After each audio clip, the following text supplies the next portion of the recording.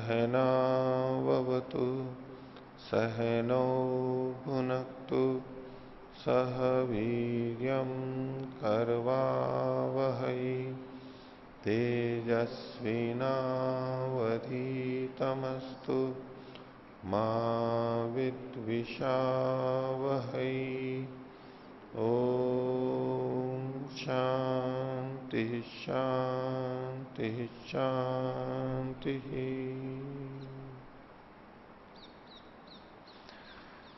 वेदांत दर्शन की 99वीं कक्षा, वेदांत दर्शन के चतुर्थ अध्याय का प्रथम पाठ।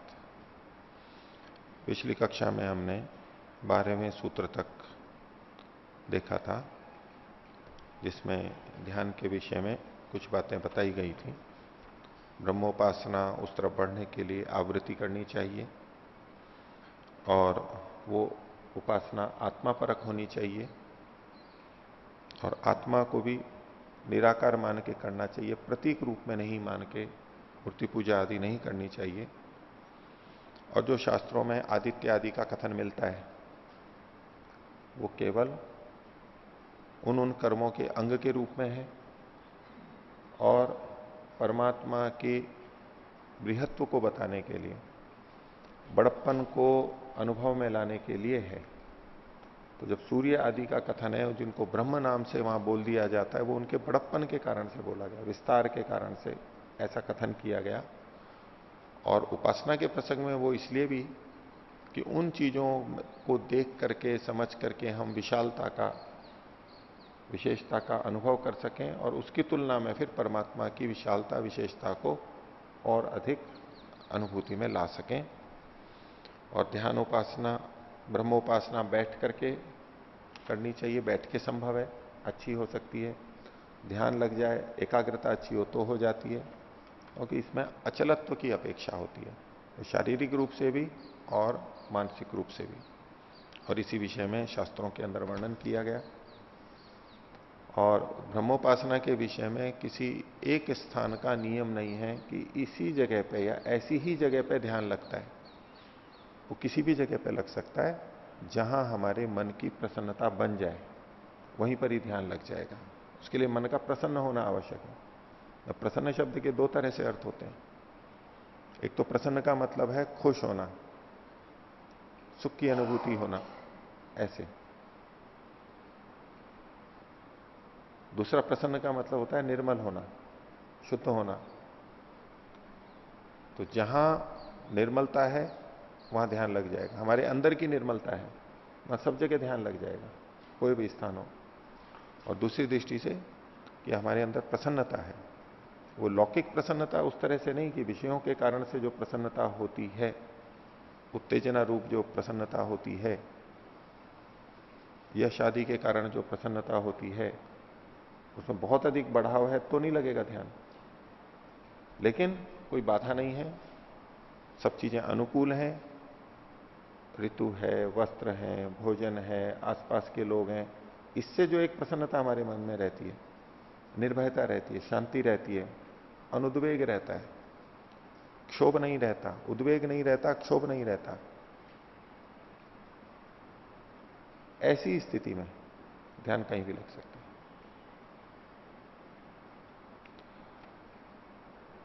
और ये जो सारा ब्रह्मोपासना का कार्य है, ये मृत्यु पर्यंत, इस जन्म की दृष्टि से मृत्यु पर्यंत करना होता है।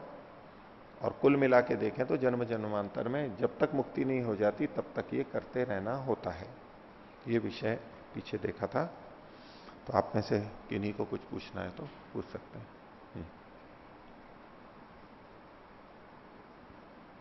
ओम आचार्य, पृष्ठ संख्या 228, सूत्र संख्या 11।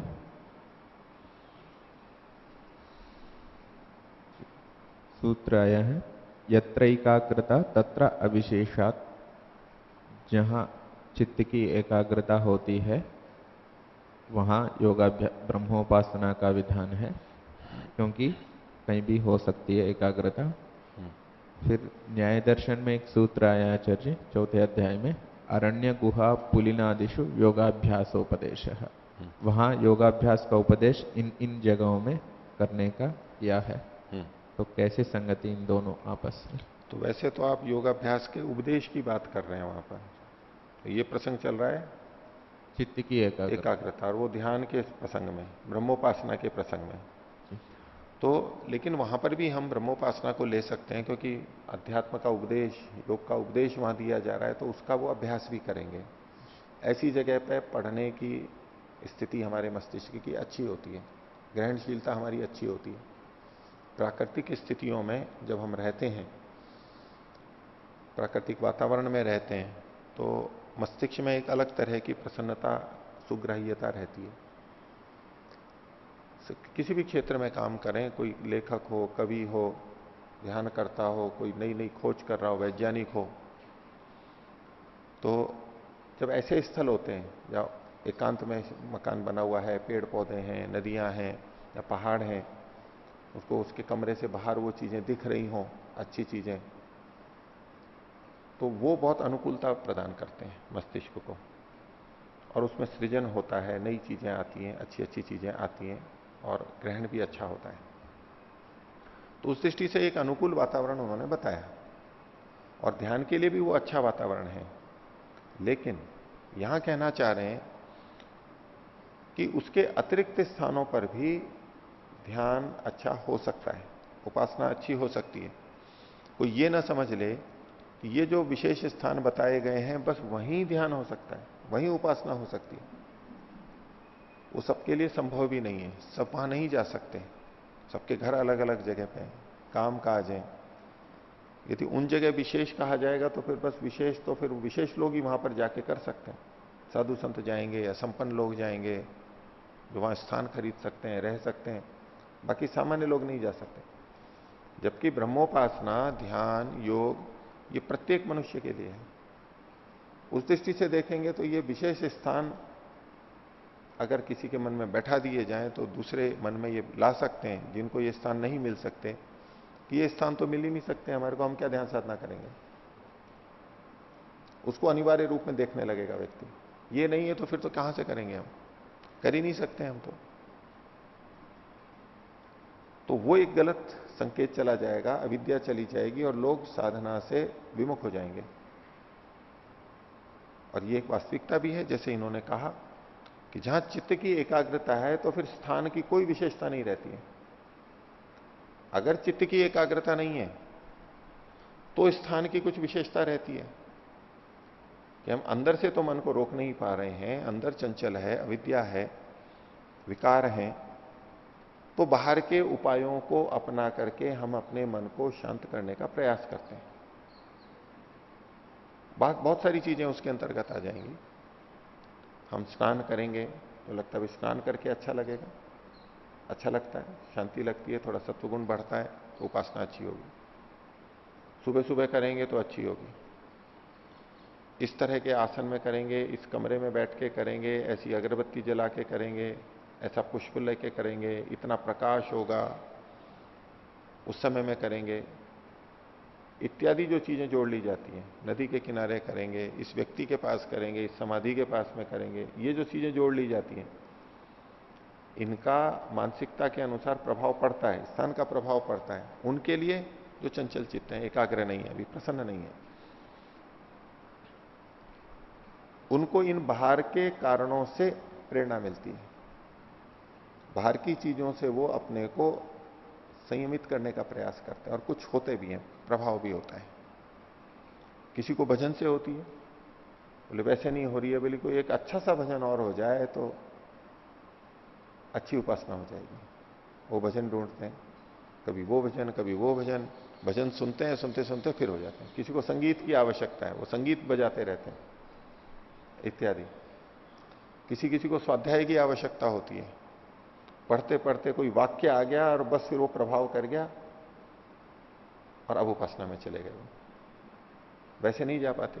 ये सब जो बाहर के निमित्त हैं, उनकी तब आवश्यकता पड़ती है जब हम स्वयं अपने आप अंदर एकाग्र नहीं हो पाते हैं। तो इसलिए प्रारंभ में ये सब निमित्त बहुत काम करते हैं। एक बार एक शिविर में, शाम का समय था, कक्षा हो रही थी होशंगाबाद गुरुकुल में, तो लगभग समाप्त होने का समय आया, तो एक काफी वरिष्ठ माता जी थी, शिविरों में आती रहती थी, और बोले जी अंत में आप कोई एक वाक्य और ऐसा बोल दो तो मेरी उपासना अच्छी हो जाए। अब यूं तो मैं अपने ढंग से बोल ही रहा था, उनका मतलब था कोई ऐसा हृदय को छूने वाला वाक्य बोल दीजिए तो अभी उपासना ठीक हो जाएगी। उसके बाद में उपासना में ही बैठने वाले थे थोड़ी देर में। उनको लग रहा था कि आज कैसे उपासना अच्छी होगी, कोई ऐसा वाक्य मिल जाए स्वाध्याय का, कोई वचन पंक्ति मिल जाए, वो फिर दिमाग में चढ़ जाता है ना, उसकी धुन में व्यक्ति अच्छी उपासना कर लेता है। तो ये जो बाहर के निमित्त है, उसमें भी खासतौर से जो स्थान का निमित्त है, वहां कार्य करता है, और थोड़ा कार्य करता है जहां अभी अंदर की एकाग्रता सिद्ध नहीं हुई है। और जिनकी अंदर की एकाग्रता सिद्ध है, वो कहीं भी बैठ जाए, वो प्रातःकाल बैठ जाए चाहे दिन में बैठ जाए, उनके लिए उसमें कोई अंतर ही नहीं पड़ता। निगौण हो जाती हैं बिल्कुल बातें, कहीं भी कैसे भी चल सकते हैं। हाँ, और कोई बोलिए। ये सूत्र संख्या 2 में जो श्वेत केतु वाला जो प्रसंग आया है, तो बार बार उसको दोहराया है। श्वेत केतु ने कहा कि मुझे और उपदेश दीजिए और उपदेश दीजिए।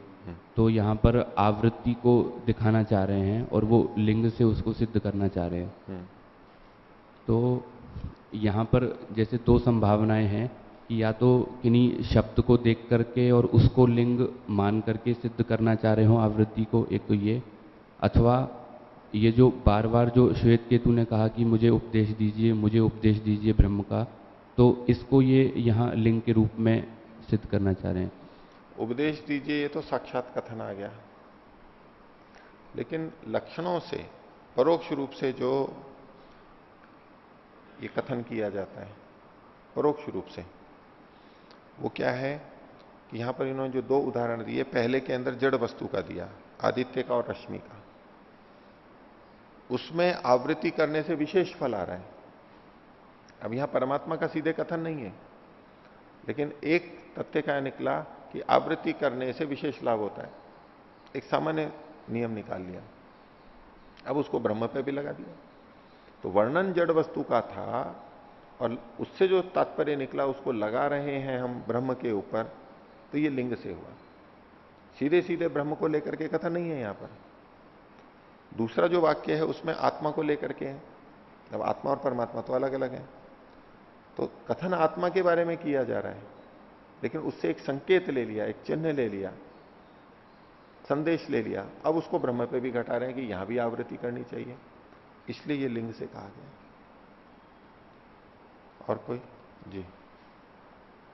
अच्छा जी, इधर इन्होंने कहा कि आवृत्ति करनी चाहिए बार बार नाम की, तो ऐसा देखा जाता है कि आवृत्ति करने से तो ऊब हो जाती है।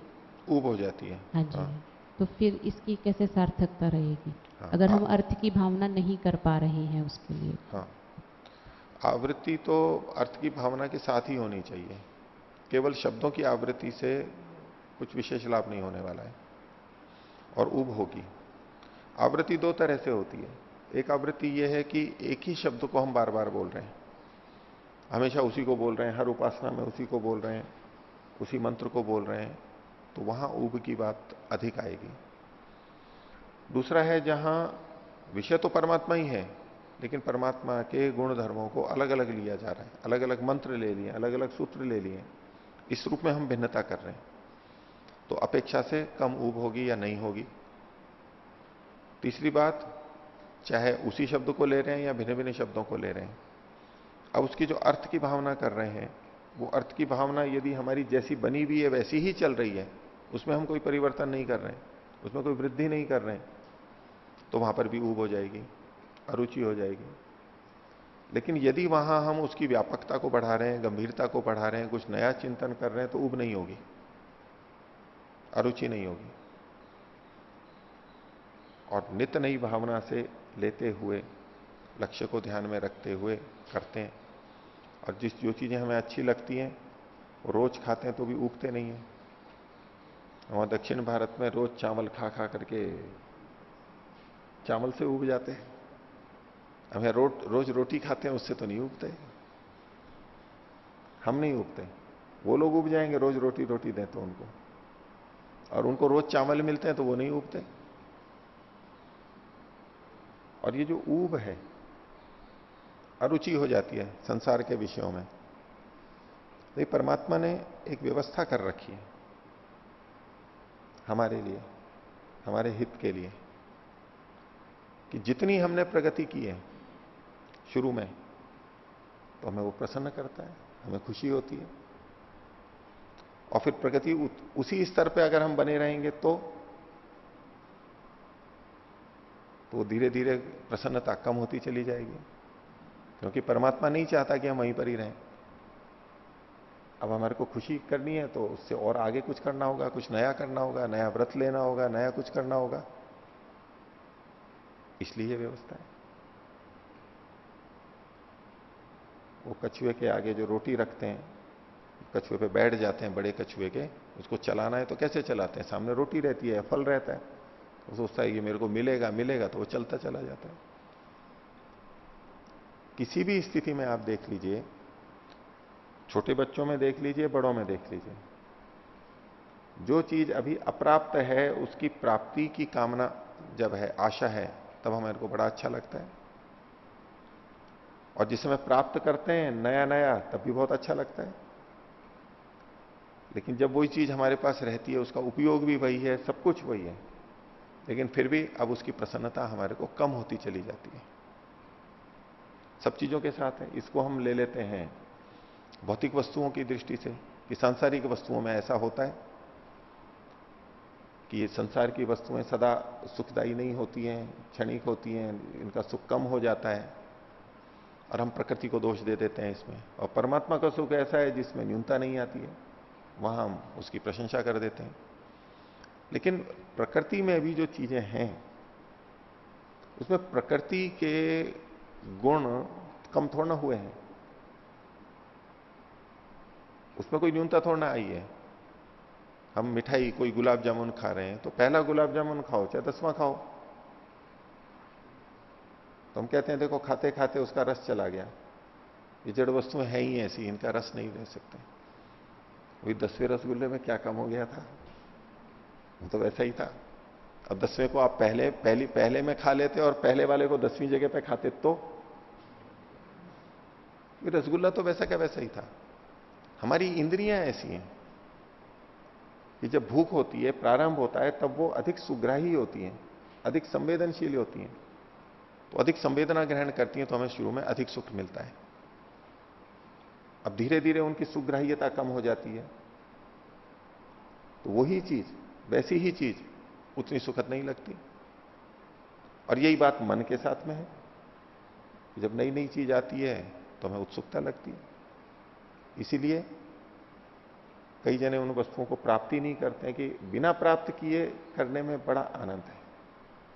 प्राप्त हो गई तो वो सारा आनंद, वो सारी उत्सुकता चली जाएगी, ऐसा भी कई सोचते हैं। ये इसलिए है कि हम आगे बढ़ें। पहले भी आपके सामने मैंने उदाहरण रखे होंगे।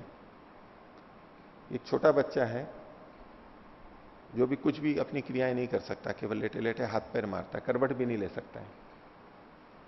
और एक दिन उसने करवट ले ली, तो माता पिता को खुशी होती है कि नहीं होती खुशी?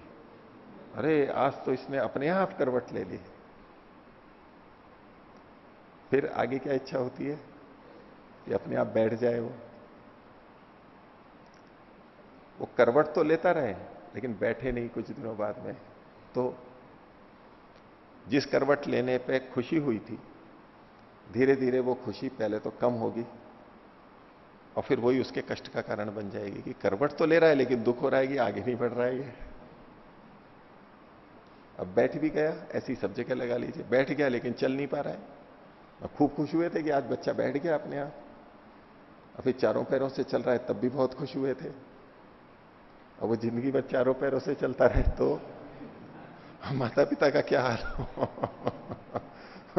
वो अगला चरण चाहते हैं, और बच्चे को भी तभी प्रसन्नता होगी और माता पिता को भी तभी प्रसन्नता होगी।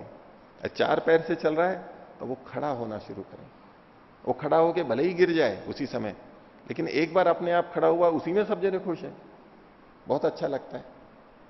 अब पिछली बातें छूट गई, और फिर ना गिरे, फिर चले, फिर दौड़े।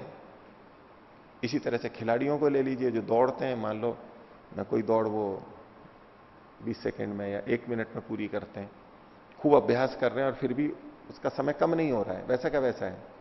तो यद्यपि अच्छा दौड़ रहा है, 1 मिनट में या कितने सेकंड में इतने में पूरी करता था, तो उस समय बहुत खुश हुआ था कि पहली बार मैंने इतना किया है। और खूब प्रयत्न के बाद भी अगर वहीं रहे और वो समय कम ना हो रहा हो उसका, तो धीरे धीरे प्रसन्नता कम होती चली जाती है, फिर वो उदासी में आ जाती है और वही दुख का कारण बन जाती है। चीज तो वो की वही है। ये ऐसा क्यों होता है? सबके साथ में होता है। ये तो लौकिक उदाहरण दिया है, आध्यात्मिक उदाहरण भी ले लीजिए। श्लोक गायन करते हैं, भजन गाते हैं, आध्यात्मिक, वहां भी ऐसा ही होने वाला है, होता ही है ऐसा। एक बार ये विषय मैंने रोजड़ में भी रखा था ऐसे ही। मैंने उसी समय उदाहरण था, भ्रमण हुआ था, कुछ लोग आए भी थे, तो मैंने कहा ये भ्रमण चल रहा था तो देखो ये बाहर वाले आए कितनी उत्सुकता से देख रहे थे। उनको लग रहा पता नहीं क्या बोल रहे हैं, संस्कृत के श्लोक गा रहे हैं, कैसे गा रहे हैं, बड़े भाव विभोर से। और मैंने कहा आप लोगों को लगता है क्या ऐसा? नहीं, हाँ इतना तो नहीं लगता है। यज्ञ करते हैं, जो नए नए आते हैं ना यज्ञ करने, वो देखो कैसे उठते हैं, कैसे बैठते हैं बड़े भाव से, और अधर हम भी बैठाते हैं, और वो पता नहीं क्या मिल गया उनको और क्या करते हैं। और जो पुराने बैठते हैं उनको देख लो और उसी व्यक्ति को थोड़े दिन बाद देख लो, धीरे धीरे उसकी उठना बैठना भाव वो सब बदलते चले जाएंगे। धार्मिक और आध्यात्मिक चीजों में भी ऐसा ही है। आध्यात्मिक दृष्टि से जो व्रत हमने आज लिया है, शुरू में अच्छा लगता है, नया नया व्रत लिया है, उत्साह रहता है, उसका पालन करता जा रहा है, बढ़ता जा रहा है, प्रसन्नता रहेगी। और अगर वो वहां पर रुका रह जाए, नया व्रत नहीं ले, तो उस व्रत को पालन करते हुए भी वो उदास हो जाएगा और बाद में दुखी हो जाएगा। उपासना का ले लीजिए, एकाग्रता का ले लीजिए। पहले दिन थोड़ी सी एकाग्रता बनी, कुछ थोड़ी सी सुख की अनुभूति हुई, बड़ा उत्साहित है, और आगे चल करके वो बढ़ी नहीं, एकाग्रता नहीं बढ़ी, सुख की अनुभूति नहीं बढ़ी, तो वो दुखी हो जाता है। और उसको शब्द प्रमाण की दृष्टि से भी देखें, योग के जो अंतराय कहे गए, व्याधि, स्त्यान, संशय, प्रमाद, आलस्य, अविरति, भ्रांति दर्शन, अलब्ध भूमिकत्व और अनवस्थितत्व।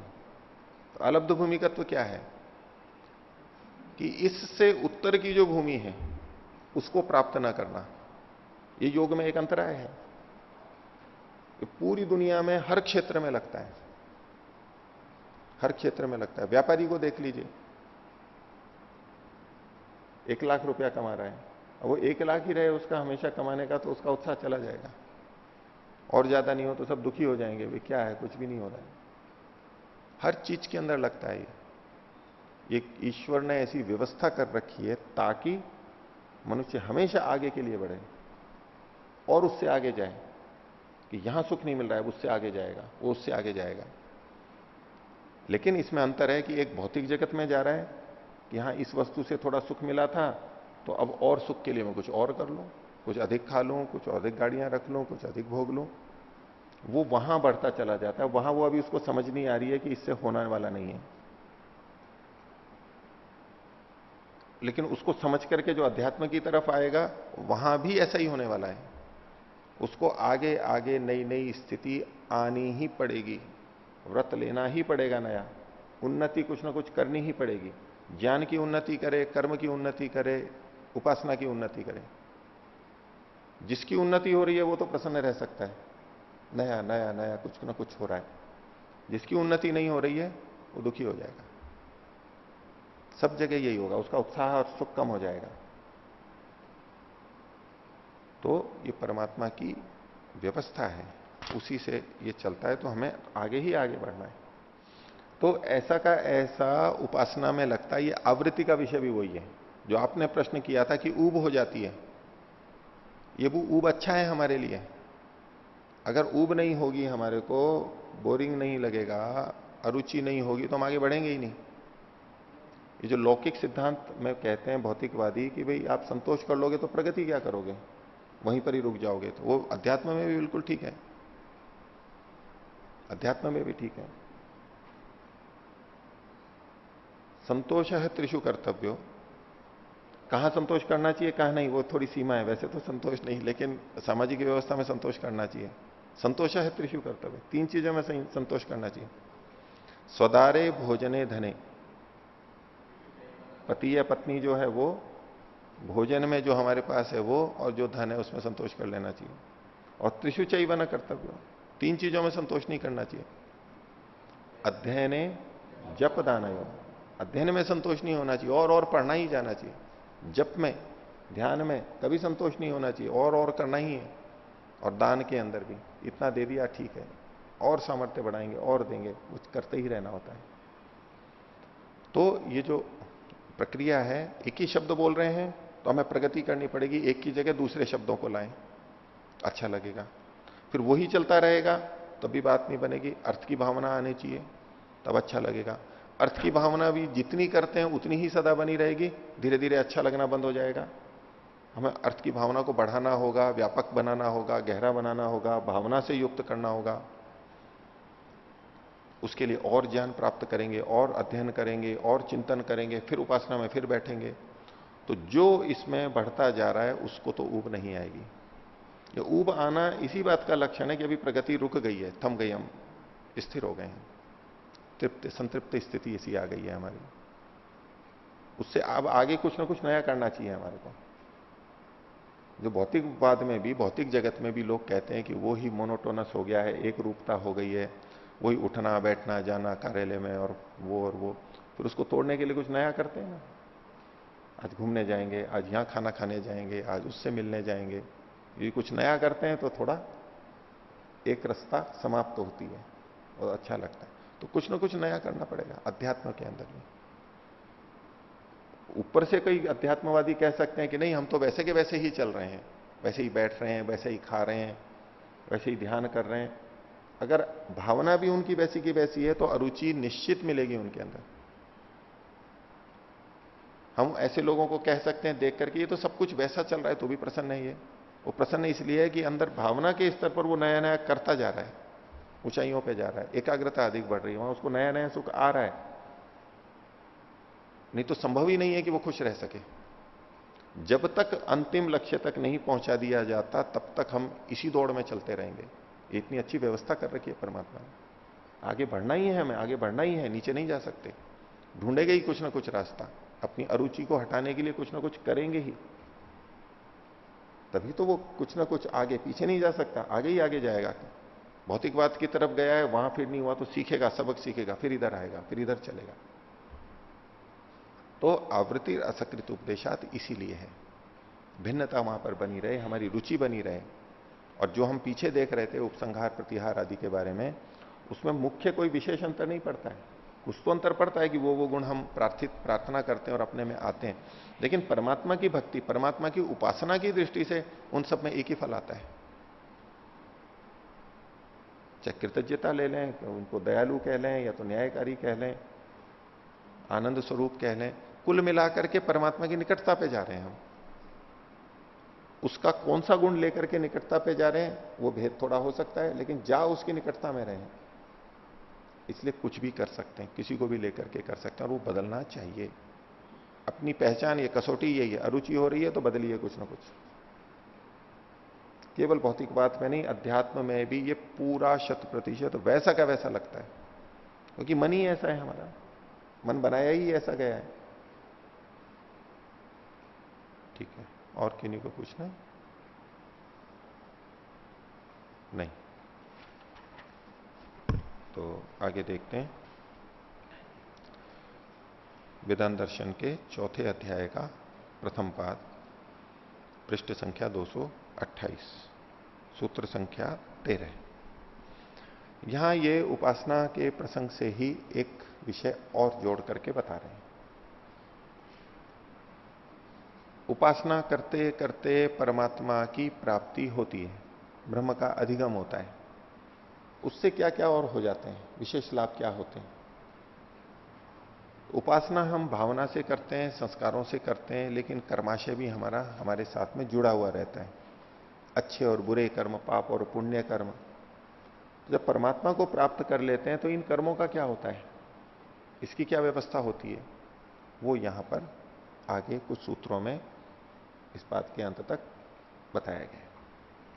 तो देखिए 13वां सूत्र है तद अधिगम, तद अधिगमे है यहां पर वास्तव में उत्तर पूर्वाघयो अश्लेष विनाशौ तद व्यपदेशात। तद अधिगमे का मतलब है ब्रह्म के अधिगम होने पर, ब्रह्म के प्राप्त कर लेने पर क्या होता है, उत्तर पूर्व अघयो, अघ कहते हैं पाप को, अघमर्षण मंत्र। तो दो तरह के अघ हैं, एक उत्तर और एक पूर्व। पूर्व का मतलब है पहले वाले और उत्तर का मतलब है आगे वाले, भविष्य के। तो उत्तर के पाप का मतलब है जिन पाप कर्मों को अभी हमने किया नहीं है, करने वाले हैं, करेंगे कभी। और पूर्व के पाप वो हैं जो हम कर चुके हैं, उनका कर्माशय बन चुका है। तो दोनों का ग्रहण कर लिया है। इन पापों का क्या होता है, अश्लेष विनाशौ। अश्लेष, श्लिष कहते हैं जुड़ना, लिप्त होना, श्लिष आलिंगने, निकट आना, तो चिपकना। तो एक तो अश्लेष होता है, वो चिपकते नहीं है, चिपकेंगे नहीं वो। कौन से नहीं चिपकेंगे, उत्तरवर्ती, बाद वाले भविष्य में जो पाप कर्म करेंगे। पाप कर्म करेंगे मतलब पाप कर्म करेंगे ही नहीं, इस रूप में वो हमारे से चिपकेंगे नहीं। जिन पाप कर्मों को हम करते रहे, भविष्य में वो पाप कर्म हम नहीं करेंगे, ये तो है अश्लेष। वो चिपकेंगे ही नहीं हमारे, लगेंगे ही नहीं हमारे, यानी हम करेंगे ही नहीं उसको। यदि परमात्मा को प्राप्त कर लिया है तो भविष्य में तो पाप वो करेगा नहीं। और जो पूर्ववर्ती पाप थे उनका विनाश हो जाता है, वो नष्ट हो जाते हैं। दोनों के लिए कह दिया। अनेक जगह पे जहां पर कर्म के नाश की बात आती है तो कुछ लोग ये कहते हैं कि भाई कर्म का नाश पिछले का तो हो नहीं सकता, क्योंकि किए हुए कर्म है तो कर्म का तो फल भोगना ही पड़ता है, बिना भोगे फल समाप्त नहीं होता है। ऐसा उन्होंने निश्चित सिद्धांत बना रखा है। सामान्य रूप से ठीक है, लेकिन उन्होंने बिल्कुल सब जगह घटा रखा है। तो जहां कर्म के नाश की बात आती है शास्त्र में, तो कहते हैं कि नहीं, भविष्य के कर्म के नाश हो जाएगा, पूर्व के लिए नहीं, वो तो भोगना ही पड़ेगा हमारे को।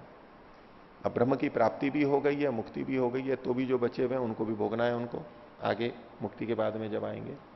ऐसा उनका सिद्धांत बन जाता है। अब ये प्रसंग में देखो शुरुआत में ही कह दिया तद अधिगमे, उसके प्राप्त कर लेने पर, परमात्मा के प्राप्त कर लेने पर, उससे पहले नहीं।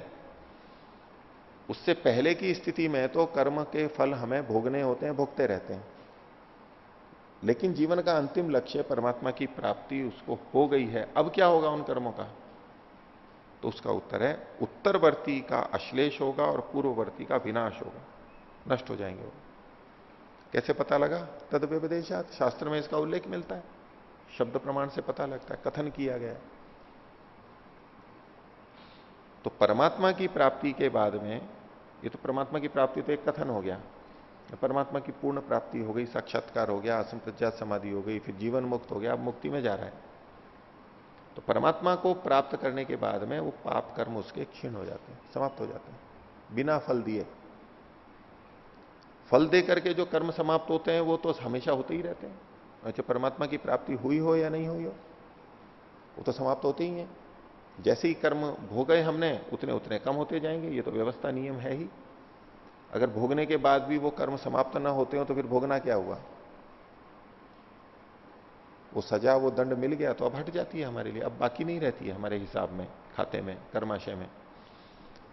तो सामान्य रूप से भोगने से जो कर्माशय का क्षय होता है वो तो सबके लिए लागू है, इसलिए उसके लिए नहीं कह रहे हैं। ये बिना भोगे कर्म समाप्त हो जाते हैं, वो कथन किया जा रहा है। भाष्य देखिए, उपासनाभ्यासे न सती ब्रह्माधिगमे, उपासना के अभ्यास के होने पर जब ब्रह्म का अधिगम होता है, परमात्मा की प्राप्ति होती है, तो उत्तर पूर्वयो पापयो, बाद वाले और पहले वाले पापों का क्रमेण क्रमशः यथासंख्य अश्लेष विनाशो भवता, वो चिपकते नहीं है और नष्ट हो जाते हैं। उसको खोल दिया उन्होंने, उत्तर से पाप से अश्लेष, उत्तरवर्ती भविष्य काल में होने वाले पाप कर्म तो छूते ही नहीं है उसको। अश्लेष को आगे खोल दिया असंपर्क, वो संपर्क ही नहीं होता है उनका। उसी को आगे खोल दिया संसर्गा भाव, उनका संयोग ही नहीं होता है, संसर्ग ही नहीं होता है। और पूर्व से पाप से विनाश, जो पूर्ववर्ती पाप है जो कि चिपक चुका था, जो कि श्लिष्ट हो चुका था, जो कि संसर्ग में आ चुका था, हमने किया, हमारे से जुड़ गया और हमारे कर्माशय में है, वो अब श्लिष्ट है, चिपका हुआ है वह हमारे, उस चिपके हुए का विनाश हो जाता है। आगे तत्र उत्तर से पाप से तु संसर्गा भावो यद उत्तरस्मिन काले पाप कर्म प्रवृत्ति न भवती।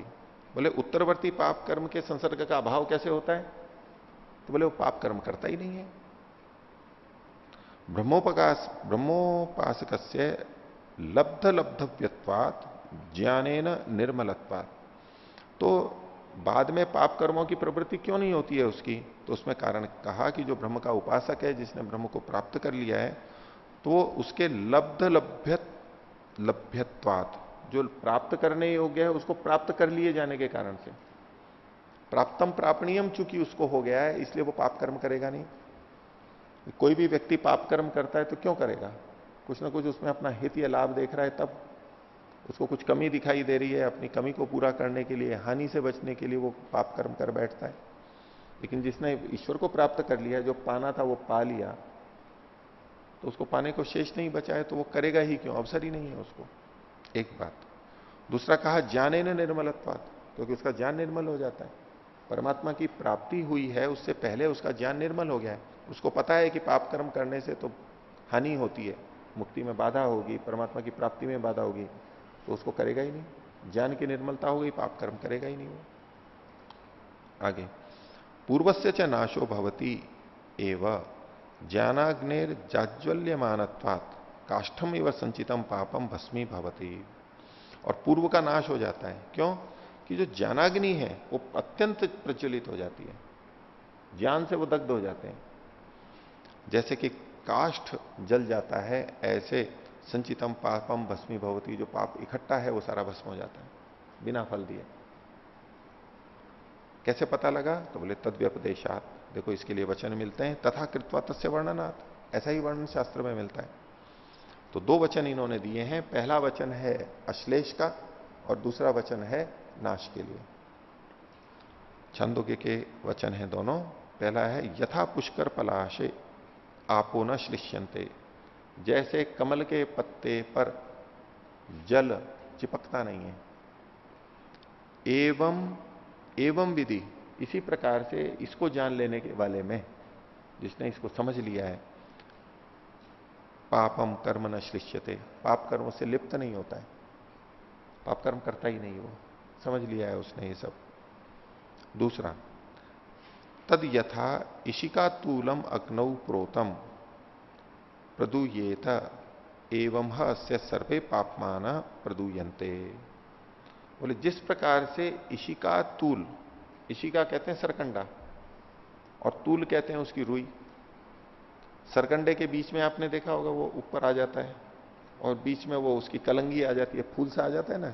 जैसे गन्ने के पकने के बाद भी गन्ने में वो झंडा बोलते हैं, झंडा आ जाता है, कलंगी आ जाती है ना, फूल फूल निकल जाते हैं पकने के बाद, बड़े हो जाते हैं। तो ऐसे ही इसके भी बीच में वो ऊपर निकल करके आ जाता है, दिखते भी हैं वो तो। और उसके जो रोए हैं वो है तूल, रुई उसकी, वो कितनी मृदु होती है और अग्नि में कैसे जलती है वो अग्नि में डालो तो नीचे पहुंचने से पहले ही बीच में ही जल लेती है वो। पतला तिनका भी नहीं, पतला तिनका भी थोड़ा, वो तो बस गई और निकट में आई और झुलस गई, जल गई एकदम से। इतनी आसानी से और अच्छी तरह जलती है, वो उदाहरण लिया इन्होंने।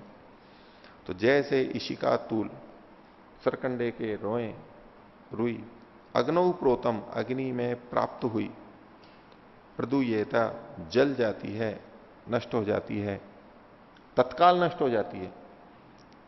एवं अस्य, ऐसे ही इसके, ये जिसने ईश्वर को पा लिया है, सर्वे पापमान प्रदूयन्ते, सारे पाप जल जाते हैं, नष्ट हो जाता है, कर्माशय उसका क्षीण हो जाता है एकदम से, आवश्यकता ही नहीं है उसकी। तो ये तो पाप के लिए कहा। पाप नष्ट हो जाता है, इसमें तो हमारे को प्रसन्नता है। लेकिन प्रश्न उठेगा कि पुण्य के बारे में क्या है? पाप कर्म नष्ट हो गए तो अच्छा है, लेकिन पुण्य भी नष्ट हो गए ये तो अच्छा नहीं लगेगा। इतनी मुश्किल से पुण्य कर्म किए थे, क्या क्या किया था, वो कैसे नष्ट हो जाए? लेकिन बोले वो भी नष्ट हो जाता है। कठोर मार्ग है ये, इसमें पाप हो चाहे पुण्य हो, सब नाश। तो देखिए 14वां सूत्र क्या है? इतरस्य अपि एवं असंश्लेष पाते तु। इतरस्य जो दूसरा है, और दूसरा कौन? जो पीछे अघ कहा गया था, पाप कहा गया था, उससे इतर कौन होगा? द्वंद्व है ये तो, पाप और पुण्य, सुख दुख द्वंद्व है, तो दूसरा तो दिन और रात, तो दूसरा क्या है? पुण्य आएगा। तो बोले पुण्य से अपि एवं, पुण्य का भी यही हाल होता है। क्या होता है?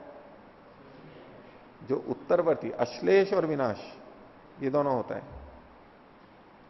उत्तरवर्ती पुण्य का अश्लेष होता है, वो पुण्य कर्म करता ही नहीं है। ठीक है, अब ये बड़ा विचित्र होगा कि ऐसा व्यक्ति जिसने ईश्वर को पा लिया है वो पुण्य ही नहीं करता है, ये तो कोई अच्छी बात नहीं है। यहां पुण्य कर्म से मतलब है सकाम पुण्य कर्म। जिन कर्मों से कर्माशय बनता है उसको वो नहीं करता है, निष्काम कर्म तो करता है, वो पुण्य कर्म नहीं करता है, सकाम नहीं करता है। और विनाश किसका? जो पूर्व के हैं। बहुत सारे कितने पुण्य कर्म कर रखे थे, अब जल्दी से ईश्वर प्राप्ति हो गई, प्रभु की कृपा हो गई, ईश्वर प्रणिधान से शीघ्रमेव आसन्नतम समाधि लाभ हो गया उसको, तो अब क्या करे उसका? और अगर तीव्र संवेग नहीं होता, ईश्वर प्रणिधान नहीं होता, तो धीरे धीरे करके होता, तब तो काम आ जाता वो कर्माशय है। अब इसको तो वो काम नहीं आएगा उसके लिए तो व्यर्थ हो गया वो। बोले वो भी नष्ट हो जाएगा, विनाश को प्राप्त होगा। अब इस सूत्र में आगे असंश्लेष पाते तु, ये और लिखा हुआ है। तो कई लोग फिर ये कहते हैं कि इसमें पुण्य कर्म का असंश्लेष होता है बस। अगर इस असंश्लेष को पहले के साथ में ले लें तो बोले विनाश तो लिखा ही नहीं है इस सूत्र में, तो असंश्लेष को ऐसे नहीं लेना है। इतरस्य अपि एवं, बस इतना एक भाग हो गया, अल्प विराम लग गया। एवं मतलब उसमें असंश्लेष और विनाश दोनों आ गए। लेकिन इसमें से जो असंश्लेष है वो कब होगा? उसका पाते तो, जब शरीर पात हो जाएगा तब वो इन पुण्य कर्मों को करेगा नहीं। लेकिन जब तक जीवित है तब तक वो निष्काम अच्छे कर्म, जिनको हम पुण्य ही कहेंगे एक दृष्टि से, पुण्य कर्म सकाम निष्काम दोनों होंगे, लेकिन जो निष्काम पुण्य कर्म है उनको तो करता रहेगा वो। जैसे पीछे पाप कर्म के बारे में कहा गया था कि पाप कर्म वो करेगा ही नहीं, लेकिन पुण्य कर्म जो निष्काम पुण्य कर्म है उसको भी वो ना करे, ऐसा नहीं होगा। जब तक शरीर है वो तो वो चलता रहेगा। तो इसलिए विशेष कथन किया कि असंश्लेष है। ये जो असंश्लेष वाली बात है कि वो जुड़े ही नहीं, नए ना करे, ये कब होता है? पाते तो, शरीर छूटने के बाद में नहीं करेगा। जब तक शरीर है तब तक तो वो करता रहेगा। लेकिन पाप के संदर्भ में वो बात नहीं है। पाप तो जीते जी भी वो छोड़ देगा। सकाम पाप कर्म जो है निष्काम तो होते ही नहीं है, लेकिन पुण्य जो सकाम है उसको छोड़ देगा, और पुण्य निष्काम तो वो करता ही रहेगा। इसलिए कहा असंश्लेष पाते तू। आगे तद व्यपदेशाद इति अनुवर्तते, पीछे से जो तद व्यपदेशाद है शास्त्र में इसका उल्लेख मिलता है, प्रमाण मिलते हैं। इतर से पापाद इतर से, इतर का मतलब है पाप से भिन्न, पुण्य से खलु एवं असंश्लेषो, असंश्लेष होता है अर्थात अश्लेष विनाश रूपा। अश्लेष को इन्होंने अश्लेष और विनाश दोनों से ग्रहण कर लिया है। पूर्व से अश्लेष, उत्तर से विनाशो देह पाते तु जायते, शरीर का देहपात होने पर इन्होंने ये लगाया है कि पुण्य कर्मों में जो पूर्व वाले हैं वो और उत्तरवर्ती हैं, इसका शरीर के नष्ट होने पर पात होता है, नहीं तो वो चलते रहते हैं। इसमें एक तो क्रम बदल दीजिए, इन्होंने लिखा पूर्व से अश्लेष, पूर्व से अश्लेष नहीं, उत्तर से अश्लेष, और उत्तर से विनाश, उत्तर का विनाश नहीं, पूर्व से विनाश है। ये उत्तर और पूर्व को आगे पीछे कर लीजिए। तो इनका ये कहना था, कहना चाह रहे हैं ये कि पुण्य कर्म जो हैं वो तो चलते रहेंगे, जब शरीर नष्ट होगा तब ये समाप्त होंगे। लेकिन वो बात तो अगले सूत्र में कही गई है। इसलिए यहां पर जो पिछले संचित पुण्य कर्म हैं वो नष्ट हो जाएंगे। तद व्यपदेश तथैव तस्य वर्णनात्, शास्त्र में ऐसा ही वर्णन मिलता है। तो मुंडकोपनिषद का क्षीयंते चास्य कर्माणि तस्मिन दृष्टे परावरे, उस परावर परमात्मा के जान लेने पर, ब्रह्म का साक्षात्कार करने पर इसके कर्म क्षीण हो जाते हैं। तो कर्म मतलब यहां पर सभी तरह के कर्म आ गए, विशेषण तो लगाया नहीं है कि पाप कर्म या पुण्य कर्म, तो कर्म मतलब दोनों आ गए। तो दोनों आ गए तो पुण्य के लिए प्रमाण बन गया, पुण्य कर्म भी क्षीण हो जाते हैं। आगे बृहदारण्य का वचन दिया, उभे उ हई वैश एते तरति नैनम कृताकृते तपता। जी दोनों चीजें इससे ये तर जाता है, ऊपर उड़ जाता है, और उसको कृत और अकृत तप्त नहीं करते हैं। कृत का मतलब है पुण्य और अकृत का मतलब है पाप, ये उसको तप्त नहीं करते यानी फल नहीं देते। न वही सतह प्रिया प्रिय और अपति अस्ति, इस शरीर के रहते रहते प्रिय और अप्रिय का नाश नहीं हो सकता, बना ही रहता है कुछ ना कुछ। और अशरीरम वावसंतम न प्रिया प्रिय स्पृशतः, जब शरीर नहीं होता है तो प्रिय और अप्रिय का स्पर्श नहीं होता है। इसको उन्होंने उससे जोड़ा है असंश्लेष पाते तु, पात होने पर अशरीरम वावसंतम। लेकिन वहां यहां तो प्रिय अप्रिय दोनों के लिए कहा गया है। अगर प्रिय अप्रिय दोनों के लिए लगाएंगे तो पाप के लिए भी लगाना चाहिए पीछे। इसी सूत्र में असंश्लेष पाते क्यों लिखा? नहीं तो पाप पे भी लगना चाहिए था। जब नष्ट होगा तब ये समाप्त होंगे, शरीर नष्ट होगा तब ये समाप्त होंगे, लेकिन ऐसा नहीं है। ये असंश्लेष पाते तो विशेष इसलिए कहा गया, नाश तो दोनों का हो ही जाएगा जीते जी, लेकिन ये व्यक्ति, ईश्वर को प्राप्त किया हुआ व्यक्ति निष्काम पुण्य कर्म तो करता ही रहेगा शरीर में रहते हुए, लेकिन पाप को नहीं करेगा। इसलिए निष्काम पुण्य कर्म की भी समाप्ति कब होगी? जब शरीर छूटेगा तब होगी। अब ये जो पाप और पाप का नाश या पुण्य का नाश और असंश्लेष कहा गया पाप का, और खासतौर से जो नाश है पूर्व वाला, पूर्व के बारे में है कि किन पूर्व कर्मों का नाश होता है। तो कर्म कैसे होते हैं? एक तो क्रियमाण होते हैं, हम करते हैं तब, और फिर वो संचित हो जाते हैं, और संचित के बाद में जब फल देने लगते हैं तो वो प्रारब्ध कहलाते हैं। तो जो क्रियमाण है वो तो भावी हो जाएंगे या वर्तमान में है, उनको तो छोड़ ही दीजिए। और संचित और प्रारब्ध की दृष्टि से जो कर्म अभी संचित हैं, प्रारब्ध नहीं बने हैं, फल देना प्रारंभ नहीं किया है, उनके लिए ये बात कही गई है जो 13वें 14वें सूत्र में पीछे कही गई है।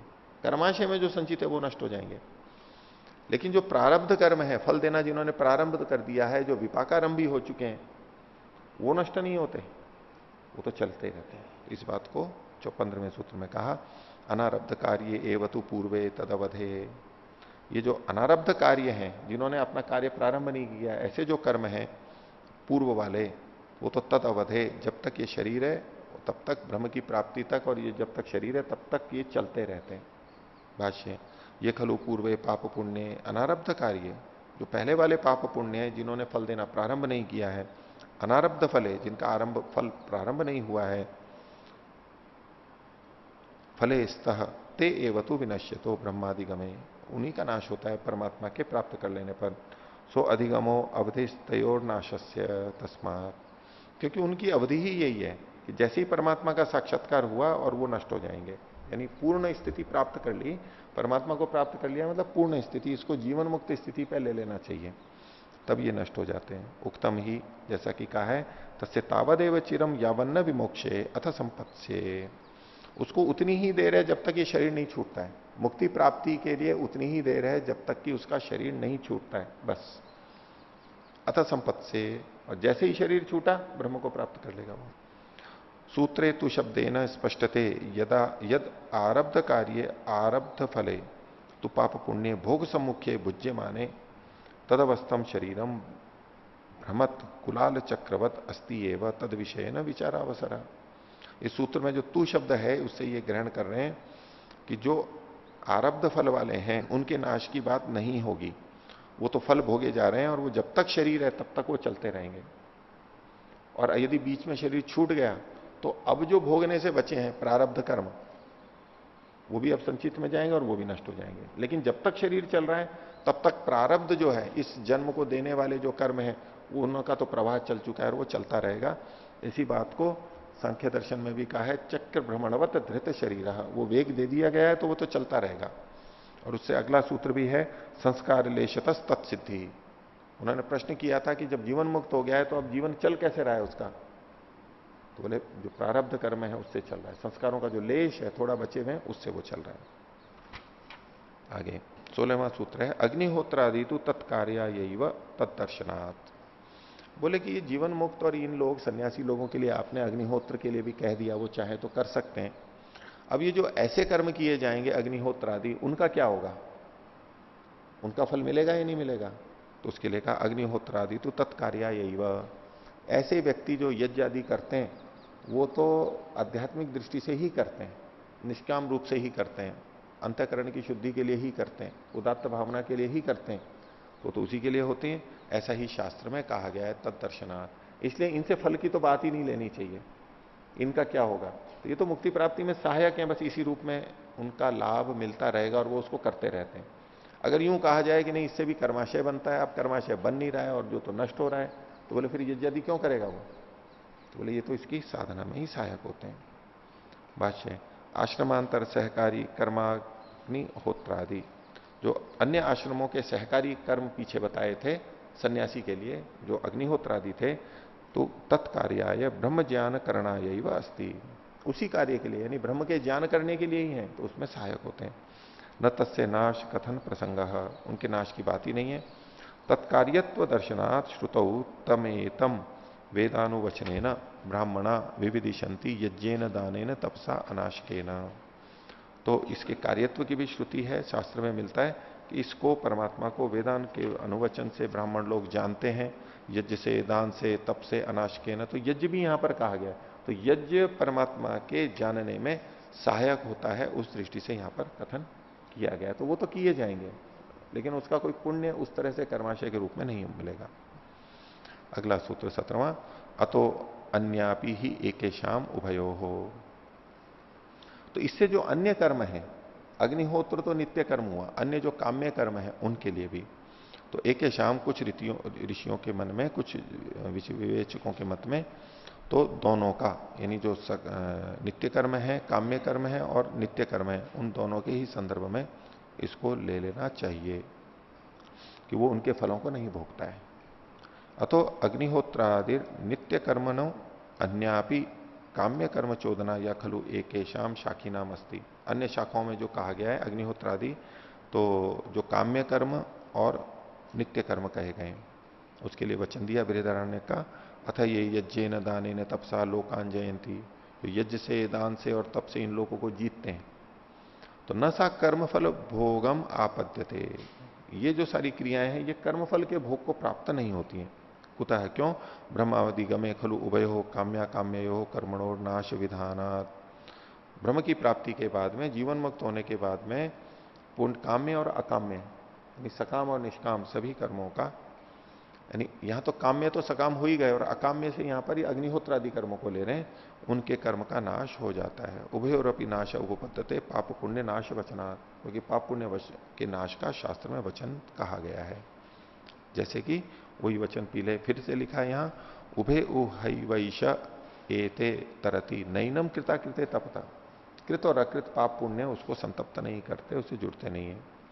और एक प्रमाण दिया, यदा पश्य पश्यते रुक्म वर्णम कर्तारम ईशम पुरुषम ब्रह्म योनि, जब ये व्यक्ति सबको देखने वाले परमात्मा को, जो अत्यंत ज्योतिमय है, ऐसे उस कर्ता को, ईश को, पुरुष को, ब्रह्म की, वेद की योनि कारण को जो जानता है, तदा विद्वान पाप पुण्य विधूय, तब वो विद्वान जानने वाला पाप और पुण्य को झड़क करके, हटा करके, निरंजन परमम साम्य उपैति, बिल्कुल स्वच्छ होते हुए परम साम्य को प्राप्त होता है। तो झाड़ी तो वो चीज जाती है जो ऊपर होती है, धूल हमारे ऊपर आ चुकी है, लग चुकी है, उसको झाड़ा जाता है। जो धूल अभी हमारे ऊपर आई ही नहीं है उसको थोड़ा ना झाड़ा जाता है। तो ये जो पाप और पुण्य को झाड़ने की बात कही गई है, इसका मतलब है वो पहले कर्माशय बन चुका है, हमारे ऊपर चढ़ चुका है, उसको झाड़ा जा रहा है। इसका ये मतलब नहीं है कि भविष्य में आने वाले कर्मों को वो नहीं करता है, पीछे के भी नष्ट हो जाते हैं। आगे अत्र शंकर भाष्ये उभयो हो इत्यर्थस्य जैमिनी बादरणयो हो आचार्यो हो कृतः। तो ये जो उभय शब्द से इन्होंने जैमिनी और बादरायण आचार्यों का मत ले लिया, जबकि इन्होंने अलग किया। स न युक्त है, वो ठीक नहीं है। न ही मत प्रसंगो अत्र विद्यते, भिन्न भिन्न मतों का प्रसंग नहीं है। पूर्व सूत्रे अग्निहोत्रादि कर्म अत्र च अतो अन्य काम्य चोदना अस्ति इति उभयो कथन संबंध। पीछे अग्निहोत्रादि कर्म थे जो कि नित्य कर्म थे, और यहां पर काम्य कर्मों की जो प्रेरणा है उसको यहां पर लिया गया है। तो ये जो अवांतर कर्म है वो कर्म करता रहेगा। जीवन मुक्त जिसके पिछले कर्म नष्ट हो गए वो भी अच्छे कर्मों को करता रहेगा, यज्ञादि हैं, परोपकार हैं, वो सब करता रहेगा और वो उसकी उसी स्थिति में उन्नति में सहायक बने रहेंगे। और इसकी पुष्टि के लिए उन्होंने आगे कहा 18वां सूत्र, यदेव विद्या इति ही, जो विद्या से करता है वो ही विशेष फल वाला होता है, और ये जो नाश होता है ये विद्या से होता है, ज्ञान से होता है। यदेव विद्या करोति श्रद्धया उपनिषदा तदेव वीर्यवत्तरम भवति, जो ज्ञान करके समझ करके और श्रद्धा और निकटता से किया जाता है वो ही बलवान होता है और वो उसको फल देता है अधिक। इति विद्या ब्रह्म ज्ञान लक्ष्येन कृतम कर्म तत्तु ब्रह्माधिगमाय भवति। तो इस प्रकार विद्या और ब्रह्म ज्ञान को लक्ष्य करके किया गया कर्म वो ब्रह्म की प्राप्ति के लिए होता है। तस्य फलम तो ब्रह्म साक्षात्कार आएगा, उसका फल ही यह है कि ब्रह्म का साक्षात्कार हो।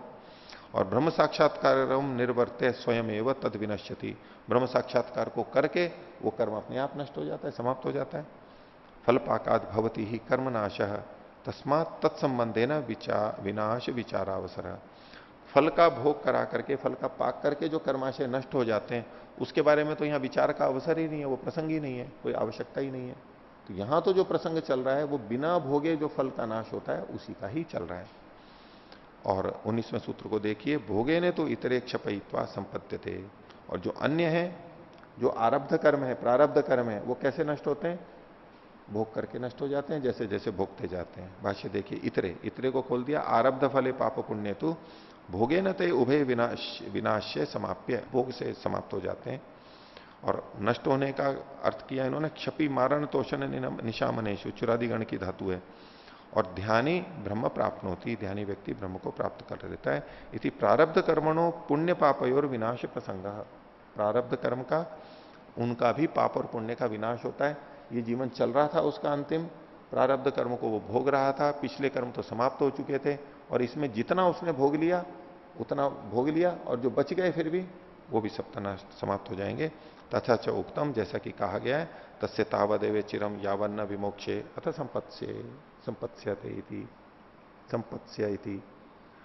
तो जब तक प्राप्ति नहीं होती है तब तक ही देर है, और नहीं तो जैसे ही मोक्ष हो गया, चाहे तो अविद्या का समाप्ति हो गई, चाहे शरीर की समाप्ति हो गई, वो सब समाप्त हो जाता है, उसको फल नहीं मिलेगा, वो ब्रह्म को प्राप्त कर लेता है। तो ये इस प्रकार चौथे अध्याय का प्रथम पाठ समाप्त हुआ। आज का विषय इतना ही रखते हैं। प्रणव